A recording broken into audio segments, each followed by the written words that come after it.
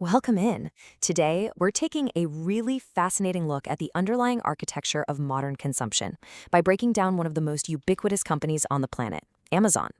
In this deep dive, we're going to dissect exactly how a single platform managed to completely rewrite the fundamental rules of retail, logistics, and even our own consumer behavior. We're looking way past just the basic mechanics of buying and selling here. We want to uncover the strategic moats, the psychological triggers, and the economic flywheels that have made this company an inescapable part of the global digital economy. So if you've ever wondered how a seemingly invisible, seamless infrastructure actually comes to dominate global markets, well, you're in exactly the right place. It's honestly kind of wild to reconcile the massive logistics empire we know today with its actual origins. I mean, going back to the mid-1990s, this whole thing was simply an online bookstore run out of a garage in Bellevue, Washington. But here's the kicker. Jeff Bezos didn't choose books because he was super passionate about literature. He chose them because they were literally the perfect commodity to test a radically new distribution model. Think about it. Books are easy to ship, they're universally standardized, and it's physically impossible for a single brick-and-mortar store to stock all of them.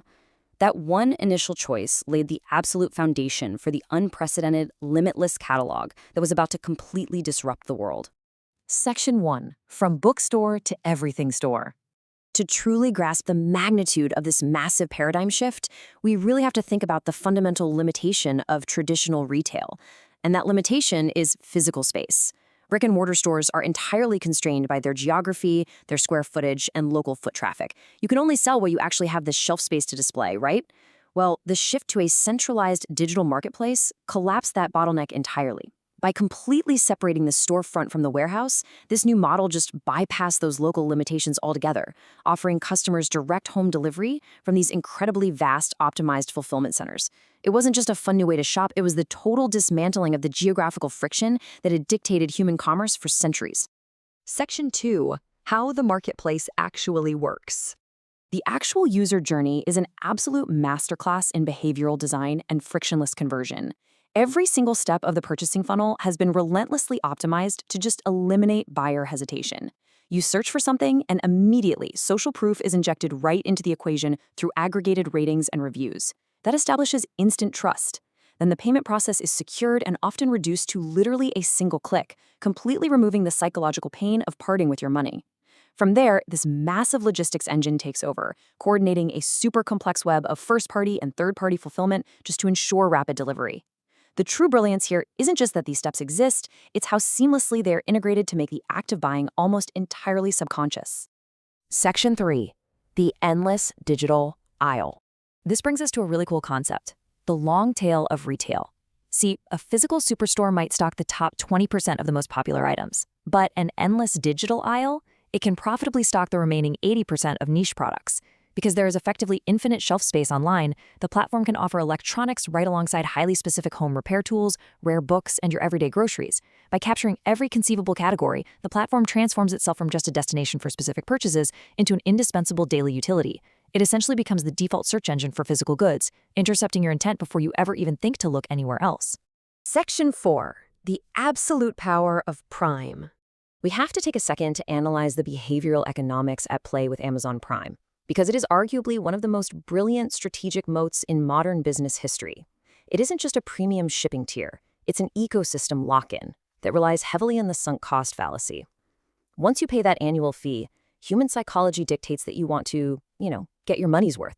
As a result, users systematically default to this platform for every future purchase, completely ignoring competitors even if prices happen to be slightly better somewhere else. And by bundling this with massive loss leaders, like blockbuster streaming video and music, it ensures the subscription remains incredibly sticky, heavily neutralizing competition across multiple different industries. Section 5. Why literally everyone uses it. The utter dominance of this marketplace is the result of a really fascinating self-feeding mechanism, often called the virtuous cycle or the flywheel effect. It works like this. A massive selection of products creates a superior customer experience. That amazing experience attracts more traffic, which in turn attracts more third-party sellers to the platform. Well, more sellers mean greater competition, which drives prices down and expands the selection even further.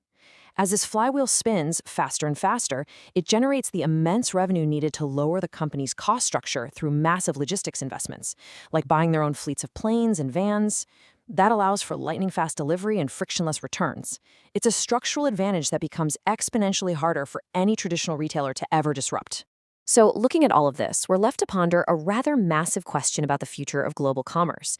If a single platform can seamlessly merge logistics, cloud computing, and infinite retail into a frictionless ecosystem that anticipates our needs, what is the ultimate limit of the everything store? Furthermore, how can traditional models possibly evolve to compete with an infrastructure that has so thoroughly rewritten the expectations of the modern consumer?